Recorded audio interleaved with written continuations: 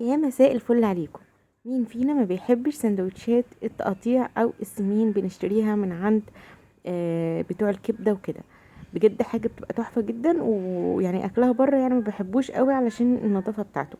اول حاجه كده هنشتري فشه. احنا النهارده هنعمل فيها الفشه بس. هنشتري كده الفشه، واهم حاجه تشتريها ما تكونش منفوخه، وتكون على طبيعتها كده ولونها الورد الحلو ده، علشان ساعات بينفخوها ميه. تمام. يكون معاها حته دهنه حلوه كده عشان تحللنا الاكله بتاعتنا، وكمان حته من الزور برضو بتحلي الاكله بتاعتنا.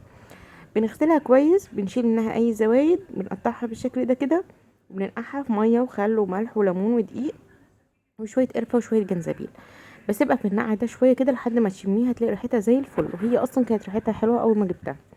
بعد كده بحط في حله معايا شويه توم وشويه بصل، اللي هو في الحله دوت توم مهروس، وكمان حطيت بصل وفلفل وليمونه مقطعه نصين وطماطمايه وورق لورا وملح وفلفل اسود وكمون وكزبره. وكمان حطيت توابل لحمه، وحطيت بابريكا وجنزبيل وقرفه. تمام. وكمان حطيت قرنفل. بعد كده بنصفي الفشه بتاعتنا بالشكل اللي انتوا شايفينه دي، بتبقى بصوا بيضه ونضيفه وزي الفل، وببدا ان انا انزلها في الحله بتاعتي. بتاخد معايا يعني تقريبا ساعه، وبتبقى استوت وزي الفل، وانت برضو بتعرفيها بتدوقي. عايز تحطي الملح في الاخر برضو مفيش مشكله، عايز تحطيه في الاول زي كده برضو عادي ما بيأثرش. طبعا لو هتعملي معاها قلب، تعملي معاها طحال، تعملي معاها كل الكلام ده كله بيتعمل في سندوتشات وبيبقى زي الفل.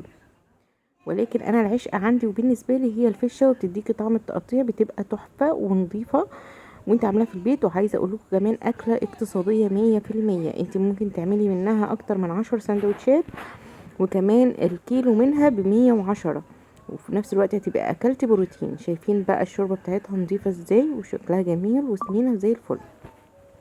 بعد كده خلاص ما طفينا عليها، ببدا اطلعها وببدا ان انا اقطعها مكعبات.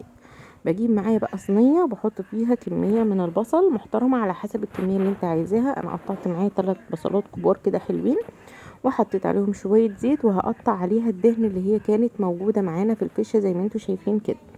تمام. الفشه موجوده كده بعروق، بيبقى طعمها حلو جدا. وبعد كده نزلت عليها الفشه، وبعد كده قطعت عليها فلفل وطماطم، وحطيت توابل ملح وفلفل اسود وكمون وكزبره. وبعد كده بتطلع معانا بالجمال ده. عايزه اقول لكم بجد خطيره، وبعصر عليها ليمون وشويه خل. حلوه بحلاوه، مش عايزه اوصف لكم يعني حلوه قد ايه. جميله جدا بقى في السندوتشات او بعيش، او ممكن تاكليها كمان جنب رز، او ممكن تاكليها جنب مكرونه، تاكليها جنب حاجات كتير. وعايزه اقول لك كميه بترمي معاكي، ممكن تتغدوا وتتعشوا منها كمان. بجد رهيبه، من افضل الاكلات اللي انا بحبها بجد يعني. وكمان حاجه بلدي وسعرها مش كتير، انت ممكن تجيبي نص كيلو بس ب55 جنيه، برضو هتعملي اكل محترم وهتحبيه.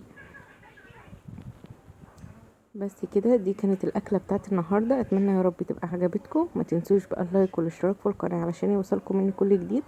اشوفكم ان شاء الله في فيديو جديد، والسلام عليكم ورحمه الله وبركاته.